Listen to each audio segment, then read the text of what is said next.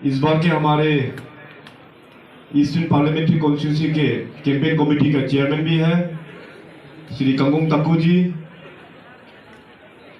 Farmer MLA और 2024 के Bharatiya Janata party के हमारे उम्मीदवार श्री ओलम पंद्यांग जी, यहाँ उपस्थित भारतीय जनता पार्टी के हमारे जनरल सेक्रेटरी श्री नालोंग मिजे जी, Shri Taik Goi ji, Shri Gumjum Haider ji, Todol Pardin ji, incharge Upper Siang district BJP, incharge Siang belt madam Yamang Modi ji, यहाँ उपस्थित हमारे भारतीय जनता पार्टी के डिस्ट्रिक्ट के कार्यकर्ता, गिकू मारियांग कॉन्स्टिट्यूंसी के डिस्ट्रिक्ट के कार्यकर्ता, और खास करके आज यहाँ पे जो 5 सर्कल से आए हुए हमारे पब्लिक के सभी रिप्रेजेंटेटिव, हमारे गांगबुरा, हमारे गांगबुरी, हमारे पंचायत के सभी लीडर्स और हमारे प्यारे भाइयों और बहनों, मैं सबसे पहले तो यहाँ के हमारे फॉर्मर एमएलए जो इस बार कॉन्टेस्ट कर रहा है श्री ओलम पंद्यांग जी, और यहाँ के अपने डिस्ट्रिक्ट टीम के भारतीय जनता पार्टी के सभी डिस्ट्रिक्ट टीम को मैं अपने ओर से हृदय से धन्यवाद देता हूँ कि इस बार का 2024 का इलेक्शन का जो चुनाव में प्रचार के लिए हमें इस सुंदर जगह गेकू में हमको दोबारा फिर यहाँ पे बुलाया। थोड़ा सा आने में लेट जरूर हुआ, मगर मैं आज आप सभी को तहे दिल से बहुत बहुत धन्यवाद शुक्रगुजार मैं वो कहना चाहूँगा कि इतना देर होने का बावजूद भी आप लोग इतना देर से हमारे लिए यहाँ पे रुक के बैठा है, उसके लिए बहुत बहुत धन्यवाद। मैं पिछले कुछ दिनों से अपना वेस्टर्न पार्लियामेंट्री कॉन्स्टिट्यूंसी में अपने जो कमिंग बेल्ट उसको मैं कवर करते हुए अपना सुबनसिरी बेल्ट को कवर करते हुए बाद में मैं अभी सियांग बेल्ट में आया हूँ, और कल से ही मैं अपना ईस्टर्न पार्लियामेंट्री कॉन्स्टिट्यूंसी का दौरा कर रहा हूँ। शुरुआत हमने किया पंगिन बोलेंग कॉन्स्टिट्यूंसी से, इसके बाद आज सवेरे रुकसिन से वहाँ सवेरे मीटिंग हुआ, और दिन में फिर पासीघाट में मीटिंग हुआ, और उस मीटिंग को ख़त्म करते हुए आपके बीच में यहाँ आया हूँ। इस मीटिंग के बाद में मैं फिर आलो जाएंगे, वहाँ फिर आलो में पूरा वेस्ट सियांग डिस्ट्रिक्ट का मीटिंग है। इसके बाद फिर हम ईस्टर्न अरुणाचल और टूटिंग तरफ भी हम कल परसों में मैं जाने वाला हूँ। मगर इस बार का जो चुनाव जो है काफ़ी इंटरेस्टिंग एक चुनाव है, क्योंकि मैं आप सबको ये बताना चाहेगा कि पिछले 8 सालों से 8 वर्षों में मैं खास करके अक्टूबर से लेके मार्च तक पूरा अरुणाचल प्रदेश का हम टूर करते हैं। रिसेंटली आपका यहाँ डिस्ट्रिक्ट में भी होके आया, मारियांग में भी मैं एक पब्लिक फंक्शन को अटेंड करके यहाँ से मैं फिर वापस ईटानगर किया था। उस प्रकार से अरुणाचल प्रदेश को मैंने कोना कोना पिछले 8 वर्षों से हमने देखा है, और 8 वर्षों से भारतीय जनता पार्टी यहाँ स्टेट में आने के बाद डेवलपमेंट किस प्रकार से हुआ है ये आप सब लोग जानते हैं। हमारे देश के यशस्वी प्रधानमंत्री श्री नरेंद्र मोदी जी प्रधानमंत्री बनने के बाद हमारा अरुणाचल प्रदेश में बहुत सारा डेवलपमेंटल का काम भारतीय जनता पार्टी की सरकार द्वारा यहाँ की जनता को हम लोग ने डेडिकेट कर पाया है। अभी गाँव में जिन जिन का पास में घर नहीं है उसको घर बना के दिया, उस घर में हम लोग ने लाइट पहुँचा के दिया, और घर में पीने का पानी हर घर नल और हर नल में जल, उसको पानी को हम लोग ने पहुंचाया, और जहाँ जहाँ गैस कनेक्शन नहीं है वहाँ पे गैस कनेक्शन भी हम लोग ने दिलवाया, और जहाँ जहाँ टॉयलेट्स नहीं है वहाँ में टॉयलेट्स भी हम लोग ने बना के दिया। और जो कोरोना जब आउटब्रेक हुआ तो कोरोना काल से लेके अभी तक सभी को 5 केजी चावल भी खाने के लिए बीजेपी का पार्टी का सरकार ये आपको दिया हुआ है, और जिन जिन गांव में रास्ता नहीं है वहां में रास्ता बन के भी डेडिकेट किया हुआ है, और जहां जहां रास्ता अभी तक भी पहुंच नहीं पाया वहां भी आने वाला दिनों में बीजेपी सरकार का ये वादा है कि इन 5 सालों में, आने वाला 5 सालों में वहां में भी रास्ता बना के हम लोग डेडिकेट करेंगे। बीजेपी में आप सब लोग ने देखा कि एजुकेशन सेक्टर में हो या चाहे हेल्थ सेक्टर में, हम लोग ने बहुत सारा रिफॉर्म्स हम लोग ने लेके आ पाया है। हम लोग का राज्य का पहले मेडिकल कॉलेज भी नहीं था, तो पहला मेरे मेडिकल कॉलेज हम लोग ने नाहरलगुन में ट्रिम्स से हम लोग ने शुरुआत किया है। अभी आने वाला दिनों में उस ट्रिम्स का जो 50 सीट को बढ़ा के 110 सीट इस सेशन से अभी होने वाला है। इसी प्रकार से हमारा स्पोर्ट्स के क्षेत्र में भी हो, कई सारा हम लोग ने स्पोर्ट्स का इंफ्रास्ट्रक्चर हम लोग ने बन के तैयार किया गया है। अपना युवाओं का जो टैलेंट है स्पोर्ट्स में, उसको हम लोग ने एक प्लेटफॉर्म देते हुए, और साथ साथ आने वाला दिनों में भी ये बीजेपी पार्टी का ये वादा है कि सभी डिस्ट्रिक्ट्स में और कॉन्स्टिट्यूंसीज में अपने युवाओं के लिए और भी इंफ्रास्ट्रक्चर्स हम लोग आने वाला दिनों में बना के देंगे। अरुणाचल प्रदेश एक बहुत ही यूनिक स्टेट है। सबसे पहला तो यहाँ पे कुल मिला के हम लोग 26 जनजाति, डिफरेंट ट्राइब्स हम लोग कहते हैं, यहाँ पे बसे हुए हैं, और साथ में 100 से भी अधिक अलग अलग ट्राइब्स यहाँ पे, सब ट्राइब्स यहाँ पे बसे हुए हैं। तवांग से लेके लोंगडिंग तक पूरा अलग अलग जनजाति बसे हुए हैं, और सभी जनजाति का अपना अपना एक खूबी भी होता है, और सभी रीजन काफ़ी सुंदर एक रीजन है। इस पूरे अरुणाचल प्रदेश जो नॉर्थ ईस्ट का सबसे बड़ा स्टेट है, इसको अगर डेवलपमेंट के पटरी पे लेके गया तो बीजेपी का पार्टी का सरकार ने ही लेके गया हुआ है। जैसे मैंने कहा कि थोड़ा देर पहले यशस्वी प्रधानमंत्री नरेंद्र मोदी साहब के टेन्योर में अरुणाचल में कई सारा बड़ा काम यहाँ पे आए हुए हैं। आप लोग जानते हैं कि आपका ये डिस्ट्रिक्ट, अपर सियांग डिस्ट्रिक्ट, अपना आदि बेल्ट में one of the most difficult terrain के नाम से जाना जाता है। गेकू मरियांग हो या टूटिंग इमक्योंग, काफ़ी थोड़ा सा डिफिकल्ट टेरेन है। पहले यहाँ में रोड्स का क्या कंडीशन हुआ करता था, आप लोग सोचिए। अभी देखिए हम लोगों का हाईवे पूरा बन जाने का बाद में कितना सुविधा हो गया है हम लोगों को। अभी आने वाला दिनों में भी सरकार का, बीजेपी पार्टी का यही फोकस है। जैसे मैंने पहले कहा, जिन जिन गांवों में रास्ता नहीं है वहां पर बीजेपी पार्टी का सरकार वहां पे इन 5 सालों में, आने वाला 5 सालों में वहां पे हम लोग रोड्स भी लेके जाएंगे। और खास करके हमारा महिलाओं के लिए आप सबको पता है कि हमारा माननीय प्रधानमंत्री जी ने वहाँ पार्लियामेंट में अभी वुमेन्स रिजर्वेशन का बिल भी पास कर दिया है। आप लोगों को पता है, महिलाओं को पता है कि नहीं है? शायद उतना पता नहीं है, लगता है पता है। तो वुमेन्स रिजर्वेशन बिल, अभी आने वाला चुनाव जो है हम लोगों का 2029 में, वहां में जब इलेक्शन होगा, स्टेट का असेंबली में टोटल 60 सीट है। उस 60 सीट में से 20 सीट जो है हमारा महिलाओं के लिए वो रिजर्व सीट होगा। इसको पास किया तो बीजेपी सरकार का पार्टी ने, मोदी साहब ने इसको पास करके दिया हुआ है वुमेन एम्पावरमेंट के लिए। हम लोगों का ट्राइबल समाज में अपना महिला लोग, हमारा औरतें लोग बहुत अच्छा काम करते हैं। सो घर में अगर औरत का विकास होने से, औरत का डेवलपमेंट होने से घर भी डेवलपमेंट होता है, अपना गांव भी डेवलपमेंट होता है। इसलिए सरकार का हमारा पूरा फोकस है कि अपना महिलाओं को आगे बढ़ने के लिए 2016 से हम लोग ने सेल्फ हेल्प ग्रुप का रेवोल्यूशन अरुणाचल प्रदेश में शुरू किया।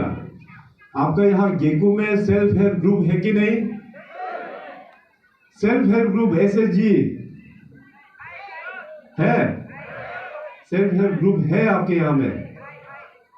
सेल्फ हेल्प ग्रुप यहाँ पे है। कुल मिला के अरुणाचल प्रदेश में 11,000 सेल्फ हेल्प ग्रुप हमने बनाया हुआ है, और इसमें लाखों महिला लोग सेल्फ हेल्प ग्रुप का मूवमेंट में जुड़ा हुआ है।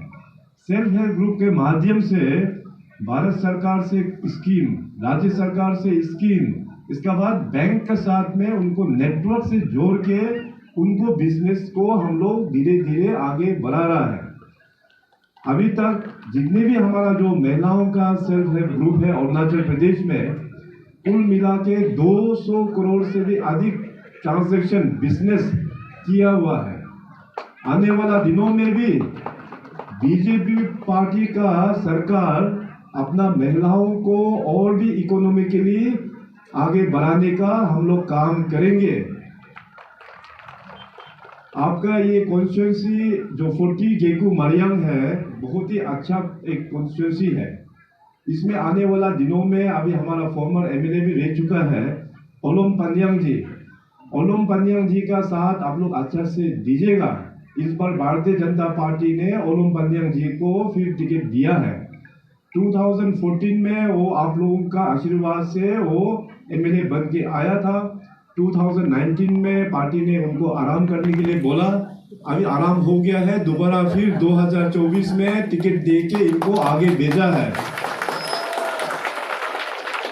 तो मेरा आप सभी से निवेदन होगा, हमारे 40 मरियम गेकू कॉन्स्टिट्यूंसी के माता पिता, हमारे एल्डर्स लोग, हमारे दोस्त, हमारे छोटे भाई बहन, आप सभी से मेरा निवेदन होगा, 40 मरियम गेकू को आगे बढ़ाना है तो हमारा यहाँ का जो पार्टी ने, बीजेपी ने जिसको टिकट दिया उसको हम लोग यहाँ से जिता के ईटानगर में भेजना है, तब तो जाके यहाँ में डेवलपमेंट होगा। अभी हमारा ईस्टर्न पार्लियामेंट कॉन्स्टिट्यूंसी में हमारा तपिरगांव जी को भी बीजेपी ने टिकट दिया हुआ है, एमपी दोबारा फिर उसको यहाँ से पार्लियामेंट में भेजना। हम सभी का ड्यूटी बनता है कि देखिए, नरेंद्र मोदी साहब ने अरुणाचल प्रदेश के लिए बहुत सारा काम किया हुआ है। अभी ये पिछले महीना मार्च का 9 तारीख में अपना प्राइम मिनिस्टर साहब ईटानगर में आया। आप लोग ने उस प्रोग्राम को देखा कि नहीं? देखा ना आप लोग? उस प्रोग्राम में प्रधानमंत्री मोदी साहब ईटानगर में आके नॉर्थ ईस्ट का पूरा फाउंडेशन स्टोन और इनोग्रेशन भारत सरकार की ओर से नॉर्थ ईस्ट में 55,000 करोड़ का उन्होंने प्रोग्राम कंडक्ट किया ईटानगर से। उस 55,000 करोड़ में से अरुणाचल प्रदेश के लिए 41,000 करोड़ अरुणाचल प्रदेश के लिए ही है। अभी हमारा सड़कें देखिए, ट्रांस अरुणाचल हाईवे करीबन 1,800 किलोमीटर। अभी आने वाला दिनों में फ्रंटियर हाईवे 2,500 किलोमीटर का नया हाईवे पूरा हमारा वेस्ट कमिंग जो नफरा है वहां से लेते हुए Vijaynagar eastern Arunachal extreme eastern कुल मिला के 2,500 किलोमीटर का नया हाईवे भी प्रोजेक्ट भी सैंक्शन हो चुका है। इसका अभी टेंडरिंग प्रोसेस चल रहा है। जो फ्रंटियर हाईवे बन जाएगा तो आप लोग देखना, अरुणाचल प्रदेश और भी हम लोग प्रगति की ओर हम लोग जा पाएंगे। अपर सियांग डिस्ट्रिक्ट एक बॉर्डर डिस्ट्रिक्ट भी बिलोंग करते हैं। हम लोग तिब्बत चाइना के साथ में भी बॉर्डर शेयर करते हैं अपर सियांग डिस्ट्रिक्ट। तो हमारा बॉर्डर में जो गांव लोग जो बसे हुए हैं अपर सियांग में, उस बॉर्डर गांव को भी डेवलपमेंट करने के लिए बीजेपी पार्टी के सरकार ने वाइब्रेंट विलेज प्रोग्राम, उसको भी Amit Shah ji union home minister वहां अंजो में आके उसको लॉन्च किया है। वाइब्रेंट विलेज प्रोग्राम के अंतर्गत भी अरुणाचल प्रदेश को सबसे ज्यादा बेनिफिट अरुणाचल प्रदेश को ही मिल रहा है। तो इसलिए बीजेपी पार्टी का सरकार और अपना मोदी साहब अरुणाचल को लेके आने वाला दिनों में और भी उसको आगे बढ़ाने का पूरा कोशिश कर रहा है। तो माननीय पीएम साहब मोदी साहब ने 10 वर्ष जो है काफी काम किया हुआ है। उस काम को देखते हुए अभी हम लोगों का ड्यूटी है कि नरेंद्र मोदी साहब को धन्यवाद प्रकट करने के लिए हम लोग नरेंद्र मोदी साहब को डायरेक्ट वोट तो दे नहीं सकता, मगर नरेंद्र मोदी साहब ने जिनको टिकट दिया, बीजेपी पार्टी ने जिनको टिकट दिया, उसको हम लोग जिता के भेजना, ये हम लोगों का ड्यूटी है। ईस्टर्न पार्लियामेंट्री कॉन्स्टिट्यूंसी एमपी के लिए तपिरगांव जी जो बहुत ही सीनियर लीडर है, बीजेपी पार्टी में वो नेशनल जनरल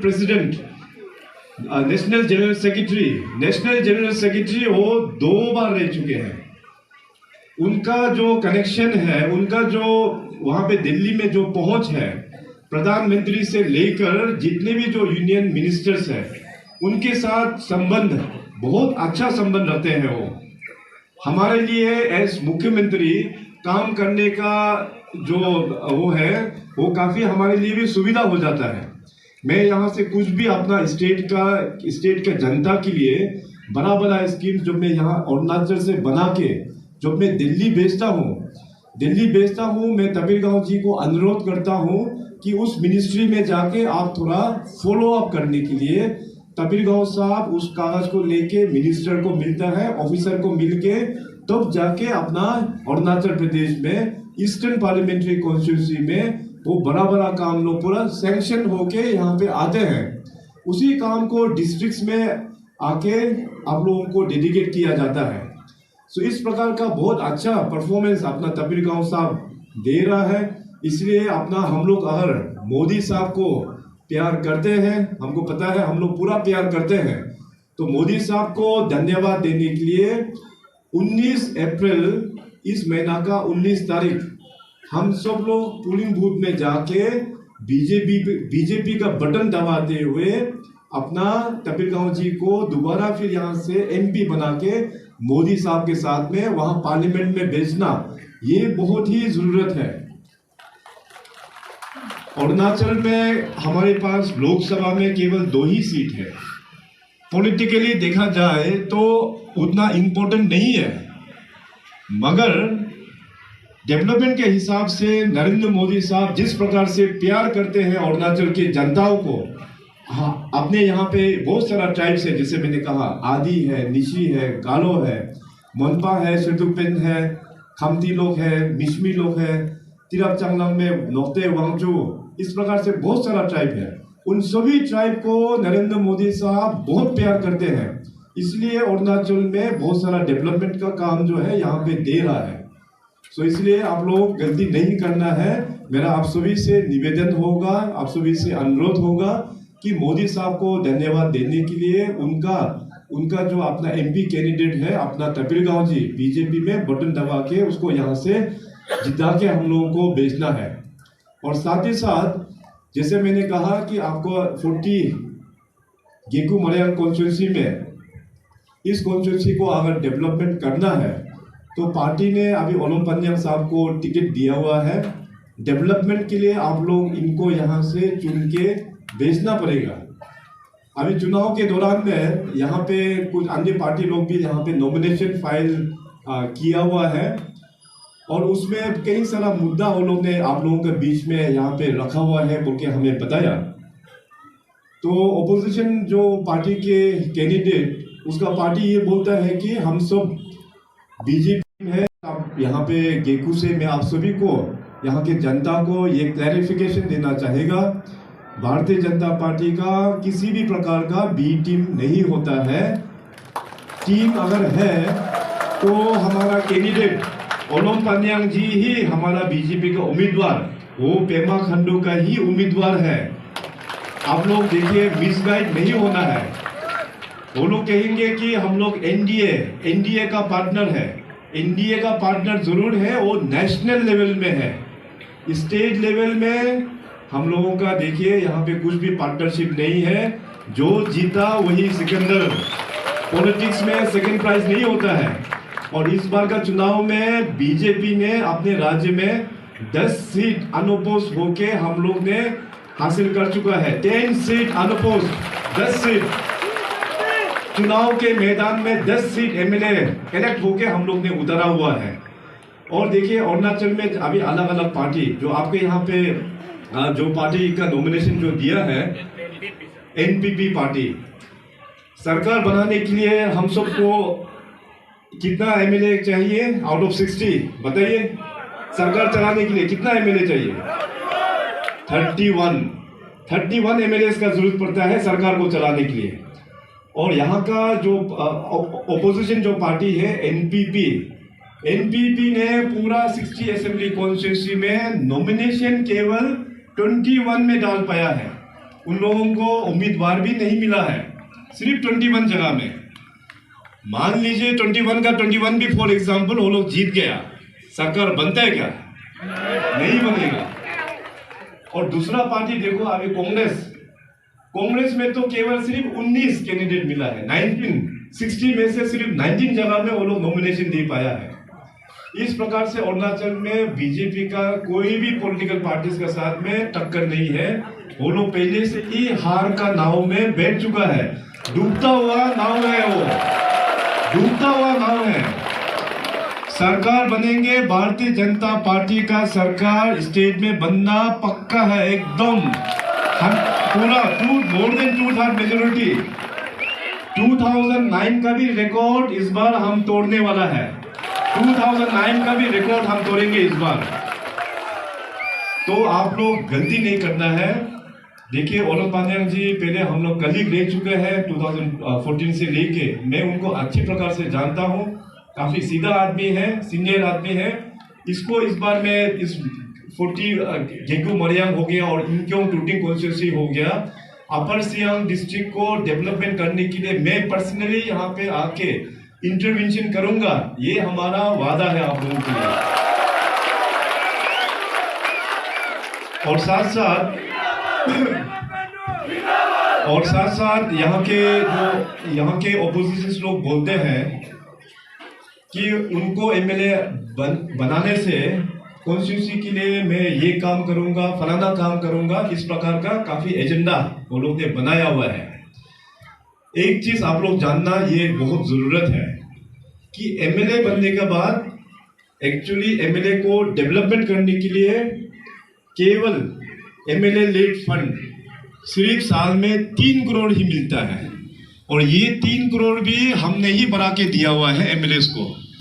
तो आप लोगों को तय करना है कि साल में, और 3 करोड़ को 5 साल में आप मल्टीप्लाई कर दीजिए, 15 करोड़ होता है। 5 साल में 15 करोड़, 5 साल में 15 करोड़ का डेवलपमेंट का पैकेज से आप लोग खुश रहेंगे ना? आप लोग 5 साल में हजारों करोड़ का डेवलपमेंट पैकेज चाहिए? तो इसीलिए हमारा भारतीय जनता पार्टी के उम्मीदवार का साथ देना ये आप लोगों का रिस्पॉन्सिबिलिटी है।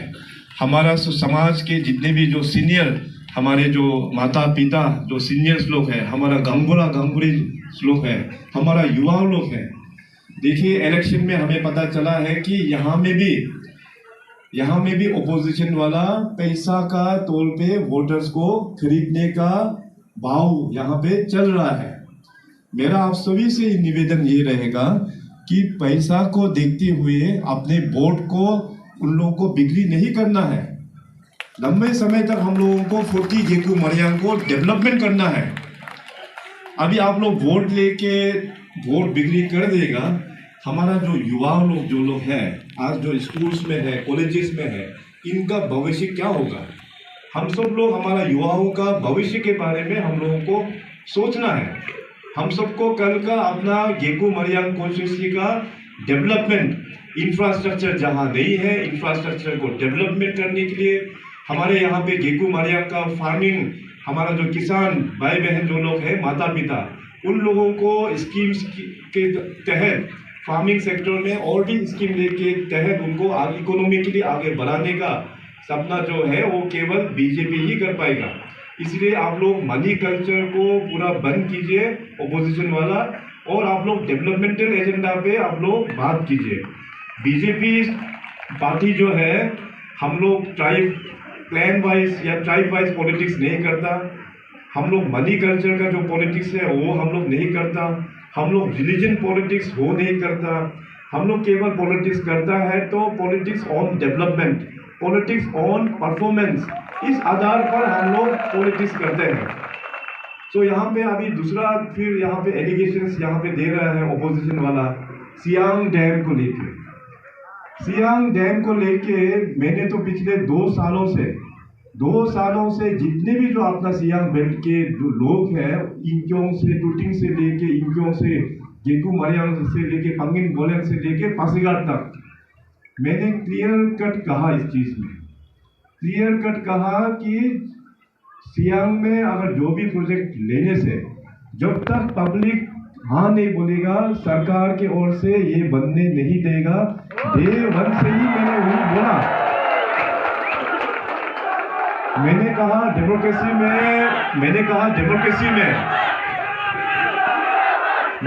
डेमोक्रेसी में सबसे पावरफुल होता है अपना जनता। नदी आपका है, जमीन आपका है। प्रोजेक्ट के बारे में सिर्फ हाइड्रो पावर प्रोजेक्ट ही नहीं बल्कि दूसरा चाहे रोड प्रोजेक्ट हो, ब्रिज प्रोजेक्ट हो, सरकार का कुछ भी डेवलपमेंटल प्रोजेक्ट हो, जनता अगर ना बोलेगा हम जबरदस्ती आके आपको ठोकने वाला नहीं है, ये आप सब लोग जानते हैं। बीजेपी सरकार एक बहुत ही इंक्लूसिव सरकार है। सबका व्यूज सुनते हुए हम लोग रणनीति तय करते हैं, पॉलिसीज बनाते हैं। आप सब लोग जानते हैं, आप सब लोग घेकू मरियांग में यहाँ आदि समाज है। आपका आदि समाज में एपेक्स बॉडी होता है एबीके। आप लोग एबीके का मेंबर्स को जाके पूछिए कि बीजेपी सरकार आने के बाद अपना कम्युनिटी बेस्ड ऑर्गेनाइजेशंस को किस प्रकार से बीजेपी पार्टी का सरकार ने हम लोग ने आगे लेके जा रहा है। आज अरुणाचल प्रदेश में जितने भी जो ट्राइब्स है सबका एपेक्स बॉडी को टाइम पर हम जाके इंटरेक्शन करते हैं पॉलिसीज के ऊपर में। जो बजट भी बनाते हैं तो सीबीओस का व्यूज हम मांगते हैं, युवाओं का व्यूज भी हम मांगते हैं, क्योंकि आजकल डिजिटल का जमाना है, पोर्टल खोल के उनका व्यूज हम लोग मांगते हैं। पिछले साल भी आप लोग ने देखा होगा अरुणाचल प्रदेश का जितने भी हमारा सीबीओस है, कम्युनिटी बेस्ड ऑर्गेनाइजेशन, उसको लेके मैं गुजरात गया। गुजरात के बाद में पीएम साहब से भी, पीएम साहब का साथ में बैठ के चाय पानी पीएम रेजिडेंस में मिला के भी लेके आया। सो इस प्रकार से बीजेपी पार्टी का सरकार सभी कम्युनिटीज को एक बड़ा इज्जत का दर्जा हम लोग ने दिया हुआ है। आप लोग इस प्रकार का इज्जत पहले कांग्रेस का सरकार में आप लोग ने कभी देखा? नहीं देखा। यहाँ पे आज काफी सीनियर्स लोग भी यहाँ पे बैठा हुआ है। कांग्रेस का टाइम का जो सरकार चला वहां तो अपना नॉर्थ ईस्ट और अरुणाचल प्रदेश को एक बहुत करप्ट सिस्टम बना दिया। दिल्ली में बैठा हुआ कांग्रेस का नेता लोग हमारा नॉर्थ ईस्ट का लीडर्स को, जनता को और ब्यूरोक्रेसी को, ऑफिसर्स को पूरा करप्ट बना दिया। बीजेपी सरकार आने के बाद आप लोग देख सकते हैं कि करप्शन को हम लोग टॉलरेट नहीं करता है। हम लोग आयरन हैंड का साथ में करप्शन को डील करता है, और आने वाला दिनों में भी करप्शन को हम लोग आयरन हैंड का साथ में हम लोग डील करेंगे। अरुणाचल से करप्शन को जड़ से उखाड़ के फेंकने का काम जो है केवल भारतीय जनता पार्टी ही कर पाएगा। इसीलिए अरुणाचल प्रदेश को आगे बढ़ाने के लिए और अरुणाचल प्रदेश को एक विकसित अरुणाचल बनाने के लिए आप सभी का सहयोग हमें चाहिए। ये देश को एक नया संकल्प, एक नया रास्ता माननीय प्रधानमंत्री जी मोदी साहब ने दिया हुआ है। 2047 में when we will be celebrating 100 years of India's independence, 2047, at that time Arunachal में भी हम लोगों का नामकरण, naming of Arunachal Pradesh 75 years का हम लोग सेलिब्रेट करेंगे 2047 में। तो भारतीय जनता पार्टी का जो प्लानिंग है वो केवल 5 साल या 10 साल में सीमित नहीं होता है। बीजेपी का जो प्लानिंग है लंबे स्तर तक हम लोग प्लान कर रहे हैं, केंद्र में हो या राज्य में। बीजेपी पार्टी का सरकार एक लंबा समय तक रहने वाला है। मैं बात कर रहा हूँ 2047 तक का मैं बात कर रहा हूँ। इसलिए अरुणाचल प्रदेश को भी एक विकसित अरुणाचल बनाने के लिए हम सब लोगों को एक टीम का हिसाब से हम लोगों को आगे बढ़ना होगा। और दूसरा बात मैं आप लोगों को कहना चाहेगा कि अरुणाचल में अभी अपना इलेक्शन डिक्लेयर होने के बाद में कुछ ऑर्गेनाइजेशंस रिलीजन को भी पॉलिटिक्स में मिक्स करने का पूरा कोशिश हो रहा है। तो रिलीजन में मैंने उस दिन देखा कि एसीएफ ने एक नोट लिखा था, मीटिंग हुआ था, फिर बाद में देखा और एक नोट की इलेक्शन कमीशन से उसको फिर नोटिस चला गया एसीएफ को, क्योंकि मॉरल कोड ऑफ कंडक्ट में रिलीजन को पॉलिटिक्स के साथ में मिक्स नहीं कर सकता है। तो एनीवे अपना अरुणाचल प्रदेश में भी क्रिश्चियंस का अपना अलग अलग डिनोमिनेशंस कई सारा है। यहाँ पे क्रिश्चियंस कितना है, थोड़ा सा अपना हाथ उठाइए। Praise the Lord. तो देखिए जितने भी आज अपना क्रिश्चियन जो अपने भाई बहन लोग, माता पिता लोग जो यहाँ आए हुए हैं, आप सबको हम ये बताना चाहेगा कि Christian community Arunachal Christian forum ACF को ग्रांट इन एड दिया तो कौन सा पॉलिटिकल पार्टी ने दिया? बीजेपी ने ही ग्रांटिनेट पहली बार दिया है। बीजेपी पार्टी ने ही ग्रांटिनेट दिया है उनका स्कूल चलाने के लिए। इसके बाद आने वाला दिनों में भी हम लोग ग्रांटिनेट देंगे। और दूसरा एक इशू वो लोग लेके आ रहा है कि यूसीसी यूनिफॉर्म सिविल कोड को मिसगाइड करने का कोशिश कर रहा है। यूनिफॉर्म सिविल कोड तो वहाँ पार्लियामेंट में पास भी हो गया है, इसका रूल्स भी बन चुका है। उसमें आप लोग पढ़िए, इवन गूगल करके आप लोग पढ़े लिखे लोग थोड़ा सा आप लोग पढ़िए कि यूसीसी में रूल्स क्या लिखा हुआ है। यूनिफॉर्म सिविल कोड में जो भी रूल्स लिखा हुआ है हम लोगों का ट्राइबल एरिया में, जहाँ जहाँ ट्राइबल एरिया है वहाँ पे लागू नहीं किया जाएगा। और BEFR Bengal eastern frontier regulation जो अरुणाचल प्रदेश BEFR के अंदर में आता है वहाँ बिल्कुल लागू नहीं होगा, ये क्लियरली वहाँ पे लिखा हुआ है। इसके बाद दोनों बात करते हैं तवांग चर्च। तवांग में आप में से कई लोग तवांग में पहले गए होंगे। तवांग में देखिए चर्च नहीं है बोल के नहीं है, तवांग में 3 चर्च ऑलरेडी है वहाँ पे। जो इशू जो वो लोग लेके आ रहा है, ये जो इशू जो है एक गवर्नमेंट लैंड का है। अभी ये जो हमारा गेकू का जो ग्राउंड फॉर एग्जांपल, यहाँ में अभी आप लोग बोलेंगे कि यहाँ चर्च बनाएंगे, तो डीसी यहाँ पे चर्च बनाने देगा इस ग्राउंड में? नहीं देगा। यहाँ में आप लोग बोलेगा मंदिर बनाएंगे इस ग्राउंड में, गवर्नमेंट का लैंड है, डीसी साहब वहां पे बनाने देगा? नहीं देगा। गवर्नमेंट का जमीन है, वहां पे हमारा बुद्धिस्ट का गोनपा वहां में बनाएंगे बोल के अगर गोनपा लोग भी आगे आएगा, डीसी साहब नहीं मानेगा क्योंकि वो गवर्नमेंट का लैंड है। इशू सिर्फ यही है। तो इस चीज को, रिलीजन को पॉलिटिक्स में मिक्स करना ये बहुत ही गंदा है। रिलीजन जो देखिए हम सबका एक पर्सनल एक बिलीफ होता है। हम सब लोग अलग अलग धर्म के लोग यहाँ में बैठा हुआ है। यहाँ में आज अपना क्रिश्चियन रिलीजन का भी है, इंडिजिनियस अपना दोनीपोलो का भी है, मैं अपना एक बुद्धिस्ट हूँ, कोई हिंदू वाला भी होगा, कोई मुस्लिम भी होगा। तो रिलीजन जो होता है वो पर्सनल होता है। हम लोग भगवान को बहुत ऊंचा दर्जा में रखता है, रिलीजन को हम लोग बहुत ऊंचा जगह में रखता है। पॉलिटिक्स में रिलीजन को नीचे तान के पॉलिटिक्स में मिलाना, ये तो बहुत ही गंदा बात है। ये अच्छा काम नहीं किया। और इसको देखिए कांग्रेस वाला का ही ये चाल है। कांग्रेस वाला ने ही इसको इस्तेमाल करने का कोशिश किया है स्टेट में। हम पूरा अरुणाचल प्रदेश के जनता और सभी पॉलिटिकल पार्टीज इसको हम लोग कंडेम करते हैं। इसको हम लोग कंडेम करते हैं कि रिलीजन और पॉलिटिक्स को मिक्सअप नहीं करना चाहिए। ये डिवाइड एंड रूल का पॉलिसी है, अरुणाचल को टुकड़ा करने का ये एक पॉलिसी है। तो उस पॉलिसी में हम लोगों को नहीं जाना है। पॉलिटिक्स होता है डेवलपमेंट के लिए, पॉलिटिक्स होता है डेवलपमेंट के लिए। पॉलिटिक्स किसी भी रिलीजन को आगे बढ़ाने का, किसी भी रिलीजन को नीचे तानने का, ये पॉलिटिक्स नहीं होता है। रिलीजन तो जैसे मैंने कहा कि बहुत ऊंचा स्तर पे रखते हैं हम लोग। तो इसलिए पॉलिटिक्स और रिलीजन को आप लोग बिल्कुल मिक्स नहीं करना है। और अंत में ऑपोजिशन लोग और एक यहाँ पे वो लोग काम कर रहा है। यहाँ पे कई सारा ऑफिसर्स वो लोग पॉलिटिक्स में एक्टिव होके काम कर रहा है। MCC model code of conduct अभी लागू है। गवर्नमेंट एम्प्लॉयज लोग पॉलिटिक्स में ओपनली इस प्रकार से कैंपेन करना, इस प्रकार से एक्टिविटी करना, कंप्लेन इलेक्शन कमीशन में चला जाने से इलेक्शन कमीशन फिर एक्शन लेंगे, ये मैं बोलना चाहेगा। साथ साथ बीजेपी पार्टी की